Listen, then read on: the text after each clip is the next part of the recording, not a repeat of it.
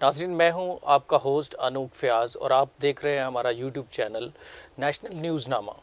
और आज हम एक ऐसे कंटेंट के साथ आपके सामने हाज़िर हैं और एक ऐसे मौजू पर हम डिस्कशन करेंगे लॉ बेस्ड। और आज हम क्रिश्चियन डाइवोर्स एक्ट 1869 के ऊपर बात करेंगे, जिसके सेक्शन को हम देखेंगे सेक्शन 10, सेक्शन 11, सेक्शन 23 और सेक्शन 57 पर हम जो है लॉ बेस्ड डिस्कशन करेंगे, और जिससे जो है वो क्रिश्चियन डाइवोर्स जो है के कवानीन को हम बतौर तशरीह जो है देखेंगे जो है। और क्रिश्चियन डाइवोर्स एक्ट जो है वो हमें बताता है कि किस तरह मर्द और औरत जो है अदालत में तनसीख़ निकाह का जो है वो दावा दायर कर सकते हैं। कौन से सेक्शन को डील किया जाता है, जिस तरह के सेक्शन 10 के तहत जो है मर्द और औरत जो है एक दावा जो है अदालत के अंदर दायर कर सकते हैं। और क्योंकि सेक्शन 10 के अंदर हम देखते हैं कि मल्टी ग्राउंड्स हैं तनसीख़ निकाह की, जिसमें मेन जो है वो अडल्ट्री है क्रिश्चियन लॉ के अकॉर्डिंग। और फिर हम देखते हैं कि सेक्शन 11 जो है, जो तीसरा शख्स है, और क्या उसको भी अदालत में लाया जा सकता है कि जिसके ऊपर जो है वो इल्ज़ाम लगाया जा रहा है, चाहे मर्द लगाता है चाहे औरत लगाती है, कि किसी तीसरे शख्स को जो है उसमें फरीक बनाया जाता है कि इसके ज़रिया से अडल्ट्री जो है वो कमिट हुई है। तो फिर हम नाज़रीन ये भी जानेंगे कि सेपरेशन और डाइवोर्स में जो है 23 जो सेक्शन है वो क्या डील करता है, इसमें डिफरेंस जो है वो क्या है। क्योंकि आम फहम में, पब्लिक एट लार्ज में ये क्वेश्चन जो है वो गर्दिश करता है कि इन दोनों में फ़र्क क्या है, अलहदगी और तलाक में क्या फ़र्क है।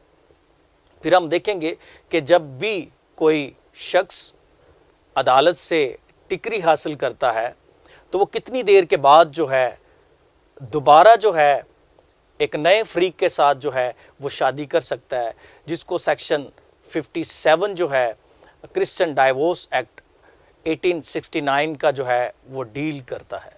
जैसा कि हम जानते हैं कि निकाह जो है, शादी जो है, अगर चलती रहे तो सालों साल जो है ये बंधन चलता रहता है, और अगर टूटने पर आए तो एक ब्रीक बाल की तरह जो है फ़ौरन ब्रेक हो जाता है। तो इन ऐसे सवालात के बारे में जानकारी हासिल करेंगे और अपने व्यूअर्स को हम एक ऐसे गेस्ट के साथ जो है हम मिलवाएंगे, जिसका नाम है सादकन गार्डनर साहब। लर्नड काउंसिल हैं और इस मौजू के ऊपर जो है हम लॉ बेस्ड डिस्कशन जो है इनके साथ करेंगे। Thank you very much sir, आपको खुश आमदीद कहते हैं। Thank you very much mister Anoop Fayaz साहब। एंड मैं शुक्रगुज़ार हूँ नेशनल न्यूज़ नेटवर्क का कि उन्होंने ये जो है एक तारीफ़ी प्रोग्राम जो है लॉ से रिलेटेड वो शुरू किया है, और जिसके अंदर लॉ अवेयरनेस के बारे में जो है लोगों को जो है एक गाइडलाइन जो है वो मिलना शुरू हो जाएगी। और आज हम जिस प्रोग्राम में बैठे हैं उसके अंदर भी जो आपने जो सेक्शंस और जो आपने लॉ रिलेटेड पॉइंट्स उठाए हैं वो भी बहुत ही पिवटल रोल एक अदा करते हैं और बहुत ही अहम किरदार अदा करते हैं in the Christian married life जो है डोमेस्टिक लाइफ के अंदर। तो I am grateful for that sir, thank you very much in the show. जी जी। सबसे पहले जो है हम बात करेंगे क्रिश्चियन जो डाइवोर्स एक्ट है 1869 का। और अक्सर जो है ये इंफॉर्मेटिव लॉ अवेयरनेस जो है हमारा कंटेंट है, और उम्मीद करता हूँ कि हमारे व्यूअर्स को जो है ये पसंद आएगा। और क्योंकि लॉयर कम्युनिटी के अंदर और पब्लिक के अंदर जो है बहुत सारे ऐसे सवालात जो है उठते हैं, आज उन सवालात को अपने गेस्ट के साथ जो है हम पूछेंगे और नाजरीन के लिए एक अच्छा कंटेंट जो है वो हम पेश करेंगे। तो सादकन साहब, सबसे पहला जो है मेरा सवाल आपसे, क्या स्टाम्प पेपर पर मसीही तलाक जो है हो सकती है, इसके बारे में जो है वो कानून क्या कहता है? सर सबसे पहली बात तो ये कि रुख साहब, मसीही तलाक जो है अगर स्टाम्प पेपर्स पे होने लग जाए तो मैं कहता हूँ कि यहाँ पर आधे से ज़्यादा ख़ानदान जो है ना वो तलाक याफ्ता हो जाएंगे। मसीही तलाक स्टाम्प पेपर के ऊपर कभी भी नहीं हो सकती और ना उस कानून में कोई इसकी गुंजाइश है।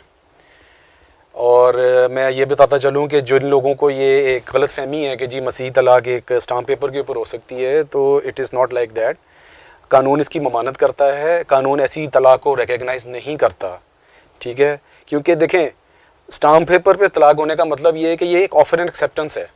जैसे कि आपको पता ही है कि ये मसीह जो निकाह होता है ये एक सैक्रामेंट होता है। तो सैक्रामेंट को कभी भी जो है ना वो इस तरीके से जो है ना वो ऑफर एंड एक्सेप्टेंस के साथ एक कंसिडरेशन रख के जो है ना वो नहीं इसको कंज्यूमेट किया जाता। लिहाजा इसको जो है ना एक हम स्टाम्प जिस तरह एक इसका जो स्टार्ट है वही सैक्रामेंट है, तो इसको इसका एंड भी जो है ना वो एक सैक्रामेंटल तरीके से ही होता है। और ये बिल्कुल भी जो है ना नहीं ऐसे पॉसिबल, और इसकी कोई इसमें गुंजाइश नहीं है। जी थैंक यू वेरी मच। बहुत अच्छा जो है वो आंसर आपने किया और उम्मीद करता हूँ कि हमारे नाजरीन को ये जो है क्वेश्चन का आंसर जो है वो पसंद आया होगा। तो फिर बताइए कि कौन सी ऐसी क्रिश्चियन जो है डाइवोर्स एक्ट 1869 के कौन से सेक्शन में जो है हमें पता चलता है कि हम जो है वो तलाक की डिग्री जो है लेने के लिए जो है वो दावा दायर कर सकते हैं?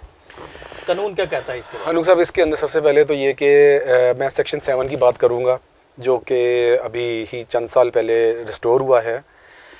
सेक्शन 7 जो है वो इंग्लिश वे ऑफ डाइवोर्स को जो है वो जो है रिकग्नाइज़ करता है।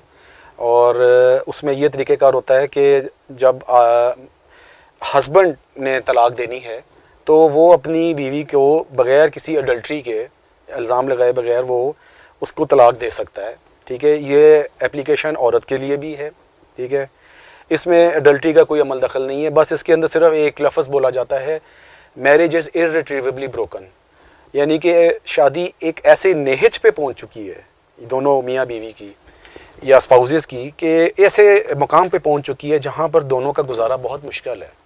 तो बजाय इसके कि एक दूसरे के ऊपर इल्ज़ाम लगाए अडल्ट्री का लगाए बगैर ही अगर क्या कहते हैं आप अपने रास्ते अलहदा कर सकते हैं, तो वो एक रास्ता खोला गया सेक्शन 7 में।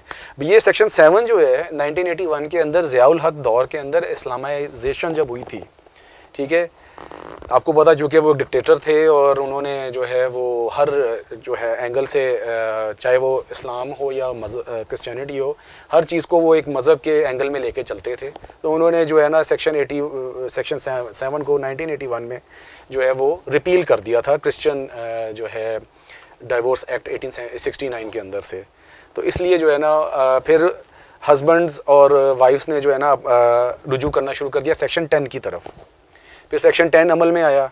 सेक्शन 10 के अंदर हस्बैंड के पास एक ही ग्राउंड होती थी अडल्ट्री की।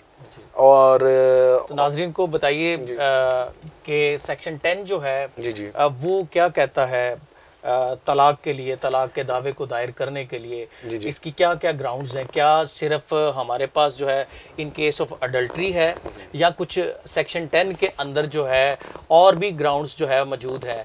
वो नाजरीन को बताइए कि सेक्शन 10 जो है वो क्या कहता है। सर सबसे पहली बात तो ये कि मैं एक कंसेप्ट क्लियर करता चलूँ अपने वकला बरादरी का और भाइयों का कि जो सूट है सेक्शन 10 का, ये सूट नहीं होता, ये एप्लीकेशन होती है, but it is treated as a suit, ठीक है। क्योंकि आप अगर सेक्शन 11 पढ़ें तो उसके अंदर वर्ड रिस्पोंडेंट यूज़ हुआ है, और रिस्पोंडेंट तब यूज़ होता है जब आप एप्लीकेशन फ़ाइल करते हैं या पिटिशन फ़ाइल करते हैं, तब ये वर्ड यूज़ होता है। तो it is treated as a suit but it is an application, ठीक है। तो एप्लीकेशन जो होती है वो अंडर सेक्शन 10 जो है वो हस्बैंड के पास जो है वो एक ही ग्राउंड है, सोल ग्राउंड है अडल्ट्री की अगेंस्ट दी वाइफ। और a wife has numerous grounds like cruelty coupled with desertion, और जिसे कहते हैं एलमनी, जिसको कहते हैं हम अपनी ज़बान में नॉन मेंटेनेंस, और उसके बाद इम्पोटेंसी, और number of grounds other grounds, यानी कि जैसे कहते हैं कि आप कंपनी अच्छी नहीं है, और जो है क्या कहते हैं मामलात कुछ और ख़राब हैं, इस तरह करके जो है ना वो हम औरतें जो है ना इस तरह वो ले लेती हैं ग्राउंड। मगर मर्द के पास सिर्फ एक ही ग्राउंड है कि he has to prove adultery against the wife. जी थैंक यू वेरी मच, बहुत अच्छा जो है आपने आंसर किया।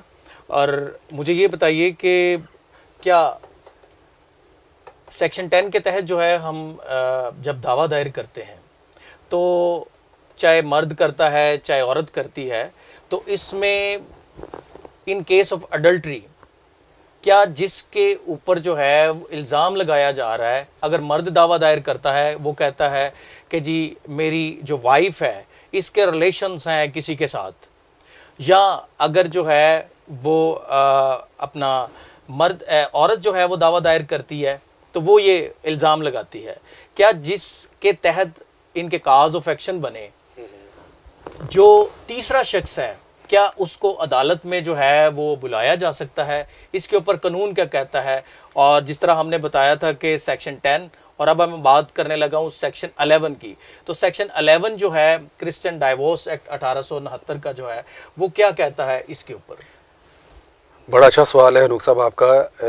ये सवाल मैं आपको सबसे पहले इसका जवाब देने से पहले नाजरीन के लिए जो ना इसको सेक्शन 11 को अगर आप रीड भी कर दें। जी मैं रीड कर देता हूँ और मैं इसके ऊपर थोड़ा सा आपको जो है ना एलेबोरेट भी करता हूँ। सेक्शन 11 कहता है of Christian divorce act 1869 adulterer to be corespondent, heading इसकी है adulterer to be corespondent upon any such petition presented by a husband, the petitioner shall make the alleged adulterer a co-respondent to the said petition, unless he is excused from so doing on the following grounds to be allowed by the court.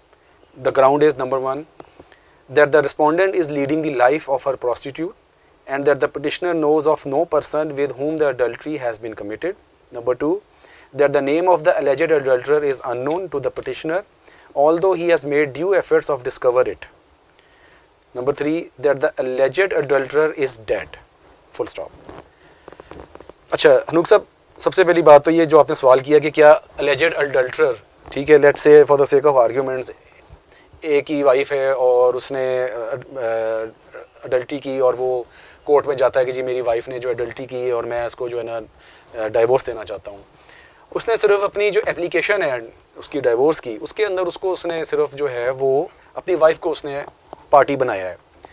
यहाँ पर wife को party बनाने के साथ साथ उस अडल्टरर को भी पार्टी बनाना बहुत ज़रूरी है और ये मैंडेटरी है, क्योंकि इसके अंदर वर्ड देखें अनूक साहब, इसके अंदर वर्ड यूज़ हुआ है शेल, और शेल जो है लॉ के अंदर, कानून की ज़ुबान के अंदर इंटरप्रिटेशन, अगर इसकी प्लेन इंटरप्रिटेशन की जाए जिसको हम गोल्डन रूल कहते हैं, वो है इसका मतलब है मैंडेटरी है ये, और इसके बगैर गुजारा नहीं है, ज़रूरी है ये।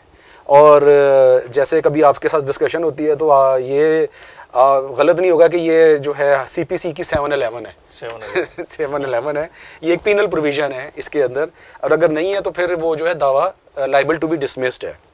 तो उसको रिस्पोंडेंट बनाना बहुत ज़रूरी है, क्योंकि जूरिस्प्रूडेंस का जो प्रिंसिपल्स हैं वो भी ये कहते हैं कि आप उस शख्स को भी सुने जिसने अगर कोई शरीक जुर्म है उसको भी सुने, और उसको बगैर सुने आप उसके अगेंस्ट जो है वो कोई भी फ़ैसला नहीं आप जो है वो एनसीयू करवा सकते, या आप कोई भी ऐसा फ़ैसला जो है ना उसके अगेंस्ट जो है ना वो आप कंज्यूमेट नहीं करवा सकते।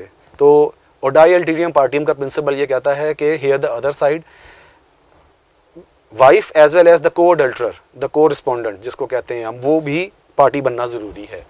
क्या यहाँ से सवाल है कि क्या क्रिमिनल जो है वो साइड पे भी जो है एक पिटिशनर जा सकता है? बिल्कुल एग्जैक्टली जा सकता है।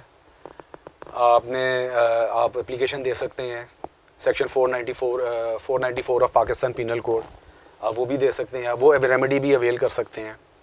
देखें वो जो है सब्सटेंटिव लॉ है, PPC एक सब्सटेंटिव लॉ है, ये आपका जो है जर्नल, ये आपका है स्पेशल लॉ है, ठीक है। और जो है उस सब्सटेंटिव लॉ को की रेमेडी एक अलहदा है। ये सिर्फ आपकी इस हद तक है कि इसमें आपको जो रेमेडी मिल रही है वो आपके राइट्स को जो है वो सिक्योर कर रही है, फर्दर आगे जो है ना आपके राइट इन्फ्रिंज नहीं होंगे। मगर जो चूँकि आपके राइट इन्फ्रिंज हो चुके हैं उसके अगेंस्ट पीनल रेमेडी क्या है, वो पीनल रेमेडी मौजूद है पाकिस्तान पीनल कोड के अंदर। तो it can go hand in glove together. नाजरीन, अब हम बात करेंगे सेक्शन 23 की। जैसा कि हम सेक्शन 10 के बारे में हमने देखा कि बहुत सारी ऐसी ग्राउंड है अडल्ट्री के अलावा कि कोई भी मर्द या औरत जो है तलाक का दावा जो है अदालत के अंदर दायर कर सकते हैं। अब हम बात करेंगे एक आम फहम में लॉयर कम्युनिटी के अंदर भी और वैसे पब्लिक एट लार्ज में भी एक सवाल गर्दिश करता है, और वो सवाल ये है कि क्या डाइवोर्स और सेपरेशन में जो है क्या फ़र्क है। और डाइवोर्स जो है अंडर सेक्शन 10 के तहत जो है हम देखते हैं, और सेपरेशन जो है 23 सेक्शन जो है इसको डील करता है। तो आया कि इन दोनों सेक्शन में फ़र्क क्या है, तलाक और अलहदगी में जो है फ़र्क क्या है। जी सर, बताइए इसके बारे में। सर, जो आपने लीगल सेपरेशन की बात की है और डाइवोर्स की बात की है, उसमें जो है काफ़ी ज़्यादा एक डिस्टेंस है।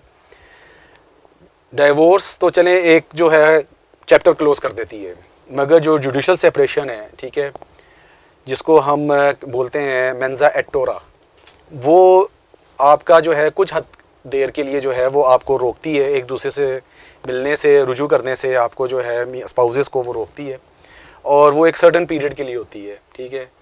और जो है वो आपकी जो मैरिज होती है वो अभी इंटैक्ट होती है। जी जी। मैरिज आपकी इंटैक्ट रहती है इसके अंदर, और आप इसके दौरान लीगल आप जो है ना रीमैरी नहीं कर सकते। जिस सेपरेशन के दौरान आप रीमैरी नहीं कर सकते हैं। इसका जो वर्ड है मेंस एट टोरा, जो का मतलब यही है कि आप उसके दौरान आप नहीं कर सकते। और जो है ये इसकी ग्राउंड यही होती है कि अगर 2 साल तक या 2 साल से के अरसे से कुछ कम जो है मैक्सिमम 2 साल तक जो है हस्बैंड ने अगर कोई किसी किस्म की डिसर्शन रखी हुई है, एलिमनी नहीं दी, तो wife can apply for the judicial separation under section 23। जी, थैंक यू वेरी मच। अब हम बात करेंगे कि जो सेक्शन हमारा जो है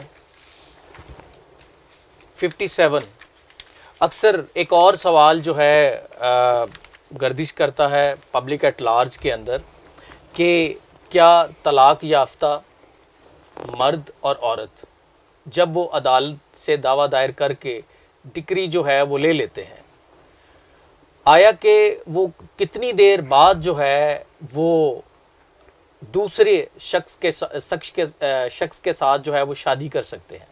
तो इसके बारे में कानून क्या कहता है, सेक्शन 57 को हम जानेंगे। जी सर। सर, सेक्शन 57 जो है क्रिश्चियन डाइवोर्स एक्ट 1869 का ये कहता है कि after the pronouncement of decree of dissolution of marriage 6 माह का टाइम है, ठीक है। और अगर उसके ऊपर अपील हो जाती है, let's say for the sake of arguments appeal हो जाती है, मोस्ट प्रोबेबली अपील तो वैसे नहीं होती है यहाँ पर, क्योंकि जब से ये सेक्शन 7 रिस्टोर हुआ है उसके बाद जो है कोई ऐसी अपील का हक नहीं रह जाता उसमें। मगर अगर चूँकि उसमें जो लॉ में लिखा हुआ है कि अपील भी हो जाती है, तो फिर भी उस अपील के डिसीजन के बाद, उसके क्या कहते हैं डिसाइड होने के बाद, उसमें लिखा हुआ है कि जी आप पहले नहीं बाद में उसके 6 महीने शुरू होते हैं। और जो 6 माह का जो अरसा है अनूप साहब, वो जो है ये आप बड़ा इंटरेस्टिंग पॉइंट बता रहे हैं। यहाँ पर मेरे ज़हन में एक बात आ गई। जी। क्या क्योंकि हम मुस्लिम कम्युनिटी के साथ रह रहे हैं, ठीक है, और हम इसको ये समझ सकते हैं कि जिस तरह मुस्लिम पर्सन लॉ के मुताबिक है कि आपको इद्दत के पीरियड में से गुजरना पड़ता है। एग्जैक्टली।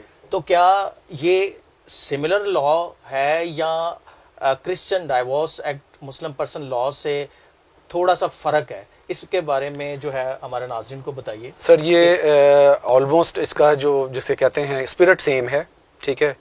अब वो स्पिरिट क्या है, वो स्पिरिट ये है कि देखें इसके अंदर 6 मंथ्स लिखा हुआ है, ठीक है। आपको जैसे पता होगा कि एक हमारा एक और लॉ है, प्रिवेलिंग लॉ है हमारा यहाँ पे, जिसको हम कहते हैं कानून शहादत ऑर्डर, जी, ठीक है, जिसको हम एविडेंस लॉ कहते हैं।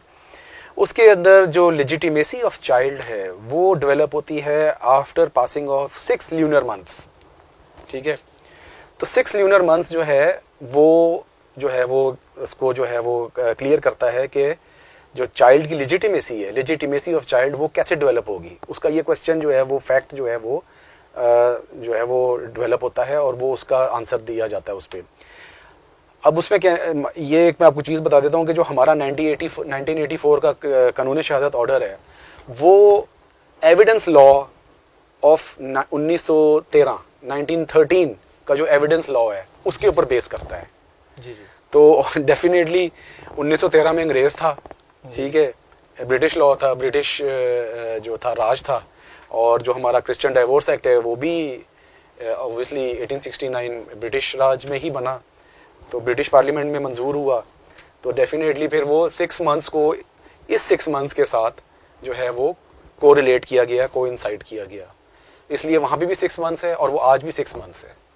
तो लिहाजा इसलिए जो है ना उसकी लेजिटिमेसी ऑफ चाइल्ड बनाने के लिए 6 मंथ्स का जो है वो पीरियड दरकार होता है। यहाँ पर एक और सवाल जो है उठता है वो ये है कि जब अगर मर्द या औरत जो है वो डाइवोर्स्ड हो जाते हैं, जी जी, तो 6 मंथ का जो पीरियड है एज पर लॉ जो है 57 जो है सेक्शन हमें बता रहा है, क्या उन दोनों को आपस में वो क्रिमिनल साइड पे भी जा सकते हैं, एक दूसरे के बारे में कोई क्रिमिनल भी जो कोई एप्लीकेशन दे सकते हैं अगर अपील उनकी जो है पेंडिंग? हाँ, बड़ा अच्छा सवाल किया आपने। ये बिल्कुल एग्जैक्टली जैसे फ़र्ज़ करें कि अगर अपील के दौरान ही वो शादी कर लेते हैं, ठीक है, और इसका मतलब है कि अभी पेंडेंसी ऑफ मैरिज रहती है, तो इट मींस के मामलात फिर वहीं पर आ गए, रिवर्स हो गए जहाँ से शुरू हुए थे। तो इट मींस जब अगर पेंडेंसी है और अभी अगर सूट चल रहा है, सूट के दौरान ही शादी हो जाती है, कोई ईदर ऑफ द स्पाउसेस कर लेते हैं, तो इसका मतलब है कि उन्होंने जो लॉ है, जो लॉ ऑफ द लैंड है, उसको ब्रीच किया है, ठीक है, और during the life time of a husband और अ वाइफ शादी की गई है। तो सेक्शन 494 ऑफ पीपीसी जो है वो सब्सटेंटिव लॉ वहाँ पर अमल में आ जाएगा, हरकत में आ जाएगा। और उसके जो है वो सब्सटेंटिव लॉ बेसिकली मतलब ये है कि उसके अंदर एक भार है, सब्सटेंस है उसके अंदर। पीपीसी एक सब्सटेंस है और उसका जो भार है वो उस शख्स पे पड़ेगा जो लॉ ब्रीच कर रहा है, और प्रोसीजर उसका सीआरपीसी में दिया हुआ है। नाजरीन, 57 सेक्शन के ताल्लुक से जो है हमारे गेस्ट जो है बता रहे हैं, मैं समझता हूँ कि एक पब्लिक एट लार्ज के लिए लॉ की कितनी ज़्यादा अवेयरनेस है कि जब भी कोई डाइवोर्स शुदा शख्स जो है अदालत से डिक्री हासिल करता है, तो लॉ क्या कहता है 57 सेक्शन जो है कि क्या क्रिश्चियन जो लोग हैं क्या फ़ौरन शादी कर सकते हैं, इसके बारे में लॉ की अवेयरनेस जो है हमने प्रोवाइड की है।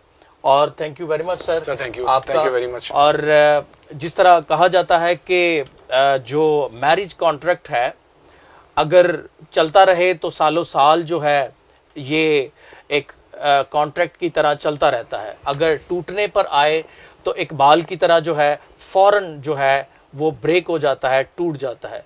नाज़रीन, आज के प्रोग्राम में हमने जो है क्रिश्चियन डाइवोर्स एक्ट जो है इसके बारे में लॉ की अवेयरनेस के लिए जो है अपने गेस्ट सादकिन गार्डनर साहब को जो है वो अपने शो में वेलकम कहा था, और उम्मीद करता हूं कि आपने लॉ अवेयरनेस की बातें बहुत ज़्यादा जो है वो सीखी होंगी। और अब तक के लिए इतना ही, और नेक्स्ट हम एक नई वीडियो के साथ जो है आपकी खिदमत में हाजिर होंगे। खुदा हाफिज़। Thank you.